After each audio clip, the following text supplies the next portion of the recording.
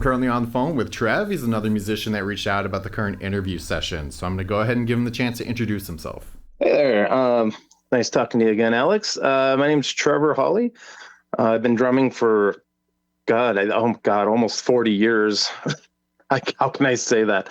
But in the last 8 years or so, I've started dabbling a little bit more with recording, playing piano, guitar, and probably the most recent is singing. Uh, I've been in multiple bands over the years. Maybe 15 or so because of relocating so much. I've kind of had wanderlust. But I've been in the Twin Cities for just over 4 years now with my husband and our pets. And this is probably our like permanent home. So that's me. All right. Well, we're happy to have you here in Minneapolis, and thank you for joining me. So let's talk about those 40 years of drumming. Tell me where it all started. Like, what was the environment like that drove you into learning an instrument and deciding that that was something you wanted in your life? Okay, well, I want to stress first of all, 40 years of drumming, like that insinuates like I'm good. I'm okay. I can carry a beat. But oh God, in middle school, it's like there was nobody in my family. Like honestly, no musical family members influenced me in any form. But when I was in middle school, we'll just say that sports was not going to happen for a little gay kid like me. So that was not in the cards. But I saw a drummer in a school talent show, Phil Thompson. I remember his name. I didn't even know him. I wasn't friends with him, but I remember his name. And he played Wipeout on drums. That was his talent show thing. And I was hooked. I was like, wow, I could do that. That looks so cool. It was just amazing. And I was into music, sort of. I remember listening to my parents had a record player and my brother had some vinyl. And I remember listening to Genesis and early Phil Collins, Peter Gabriel. And sadly, my brother was into Air Supply and crap like that. I did not latch onto that, thank God. But those were the incipient stages of me like getting into drumming and just getting into music in general. Okay, so once you kind of had that bug set in you, how did you begin it? Did you kind of ask your parents for a drum set and they're like, "Oh, no drums," or like did they support it? Well, they were. Like my mom was all for it. My dad was on the road a lot, so he was kind of like a non-existent entity in my life. He was a truck driver, so he wasn't really around. But my mom, she was all for it. I don't think she realized how much noise it was going to be like in all the years of her life. But luckily we were taking my brother to his job and I was riding in the backseat, just a little kid.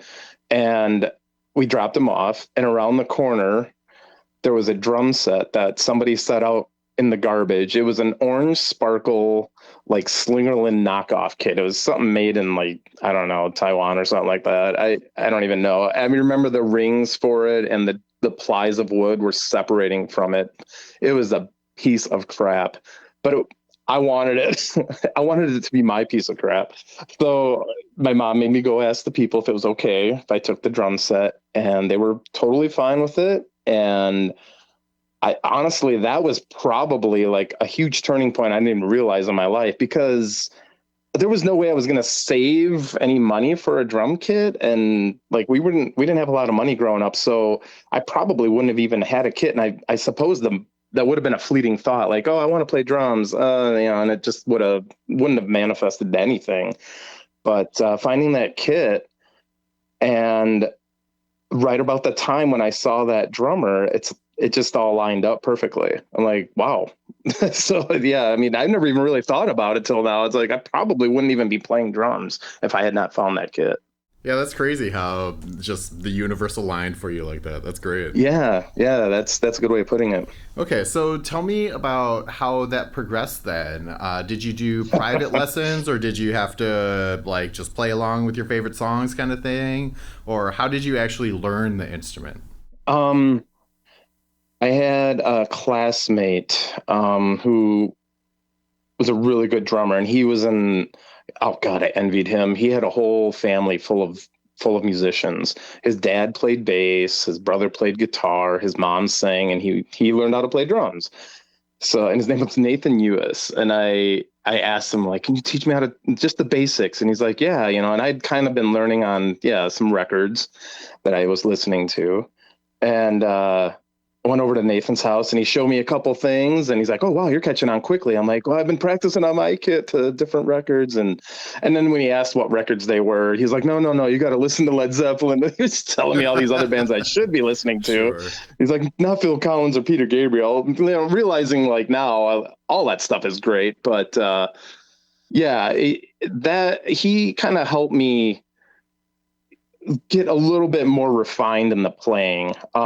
So, and that inspired me to take band in high school. So that kind of launched me off a little bit, you know, and I still felt like I wasn't that great. And plus not being in band when, you know, in middle school or having any piano lessons or anything, I went in completely not knowing anything about music, you know, reading music or really knowing how to play properly. So it was a little intimidating. Yeah. So So, I was asked because I was a band nerd when I was in school. So I mm, was asked people if they were also band nerds were they in school. So did you participate in like concert band and jazz band and stuff? yeah. So, okay. A total band nerd because when I think about high school, the only thing I miss was marching band and show choir. Those are the only two things I miss from high school, but Sure. those were fun. Like, I don't know, like I felt like even to this day, I mean, like my chops are not as good as, you know, like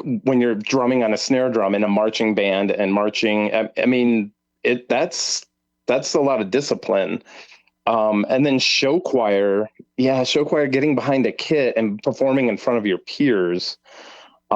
You know, and it's extremely judgy when you're in high school, and you're getting judged by actual judges for the show choir competitions. That was I'm like probably the most nerve wracking time of my life, but also one of the best because it was just the beginning of drumming. So yeah, it was fun. Awesome. So let's fast forward a little bit. Once you were through school and more comfortable with the instrument, how did you continue to keep music in your life after that? For the longest time, I did not get in a band. Um, there was a couple like post high school, literally right after. Um, there was a few friends that we didn't even have a name for the band, and we used to play "Smells Like Teen Spirit," like, and that's the only song we really knew. Um, I don't know, and we literally trashed our equipment afterwards too. We were trying to be Nirvana; it was so stupid. Um, but that happened, and then for I want to say probably a good 10 years. So I mean, my twenties, most of my twenties, I wasn't even in a band. I drummed, but that was it. And I was trying to learn guitar and bass, and a little bit on piano, but I just not comfortable enough to like come up with my own thing, or write songs or anything like that. That was too much of a hill for me. So yeah, I don't know. It wasn't until a friend of mine in Madison, Tory World, he had some stuff and he wanted me to try and play it, and I did. I had a nice drum kit at that time, you know, making money, and I finally got my first boutique drum kit. It was a DW. I still have it. Um, Played in that band, and that's when I first started playing to a click. And that's when you realize how bad of a drummer you are when you never played to a click before, and now you have to play to a click because he had backing tracks and things like that. That didn't last long. He's making music again, but he went through a little thing where he kind of stopped. And then I don't know, a friend of mine was a drummer. I started getting more drummer friends at that time in my mid 20s, late 20s, and all of a sudden I was it was kind of creating like this little, you know, family, you know, just of drummers. A friend of mine named Dave, he was in a band called Flat Adam, and there was tension in the band and it didn't work out. And so he quit, and I was like, well, do you mind if I fill in? I know like there's some issues with you guys and all that, but I'm still friends with one of them. And he's like, no, do it. Go for it. And I'm like, all right. So again, playing to a click, um, getting more serious because even in Tory World's band, we did one show, but Flat Adam, that's when I started doing a lot of shows in the Madison area. And then we started networking with Chicago bands, like Worm and Project 44, and then Minneapolis bands like Harsh Reality and such. And yeah, it just kind of all of a sudden it got to be a bigger thing, and we opened up for oh God, My Life with a Thrill Kill Cult at the Annex, and I was like, wow, this is getting real. I and KMFDM at the rave. We were opening up for national acts, and I'm like, holy crap, I like what's going on. And there was that point where there's pressure, like, are you going to quit your day job, or are you in this or not? And I'm like, my day job pays my insurance. I'm like, I can't really make that jump. And the good thing, because in the long run, yeah, I mean, it's like most bands, they just kind of fizzle out, and it just doesn't. The end game's always weird with a band, right? You never know what the end game's going to be. So yeah. So but yeah, so it was years of that. It was years of Flat Adam, and got into a couple other bands in Madison, and just started getting to know people and playing more seriously. And it just, that's what happened. It just went from there. Well, so at some point you made the move up to Minneapolis and then started Witch Syndicate. So let's talk a bit about where Witch Syndicate is at and what you're doing with that band. Okay. Yeah. Oh, fast forwarding to that. Yeah. Yeah, we were all in the same band for a while. Not Nikki, but Danny Mae, Susanna, and I, we were in the same band for a while, but we decided to kind of branch off. So when did Witch Syndicate kind of formed out of nowhere, in all honesty. um, I don't know. We branched off to do our own thing, and I guess it kind of has elements of Scandinavian metal because Danny Mae is very much into that kind of guitar playing and the screamy vocals, or as I call it, the Cookie Monster vocals. That was not my thing. I was very tentative about that. But fast forwarding all the way to Witch Syndicate, that in that time, um, I had gone to school as an adult learner. I took college courses for recording, music theory, oral training, and classical piano. And I was in a couple bands in Chicago. So, like, actually writing and forming songs, creating a hook, I learned through a lot of great individuals that I worked with in Chicago. Um, and I started building more confidence writing songs. So having Danny Mae and Susanna there going, wow, this is great. Can we do something with this? I'm like, okay, I guess. I'm like, I was still insecure about it. I had I always call my stupid music things projects. So I have like projects 1 through whatever, like I don't know, 50 now, I don't know, on my computer, and they're all snippets of whatever, ideas. Some of them are full songs, some of them are just a couple ideas here and there that turn into other songs. That's just where I go to. I record something if it sounds cool, and then it sits there sometimes for a couple of years until it ripens. But yeah, so with Witch Syndicate, I had quite a few synthy things that I was doing, and full songs even.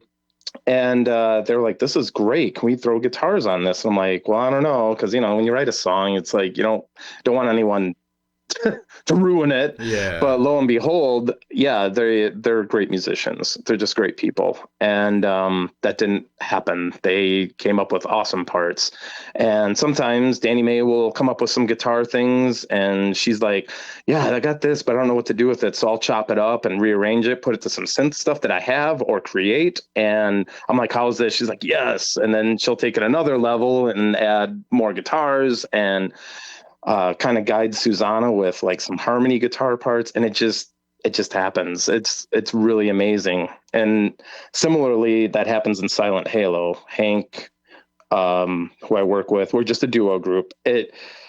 Same thing. It's just he'll have a part or two, and I'm like, all right, let me do something with that. Or I have a whole like synthy stupid thing that I did, and I just send it to him, and I'm like, here, try this. Like, put guitars to it. And the first couple times I was like, oh God, what am I doing? But every time he gives it back, I'm like, holy crap!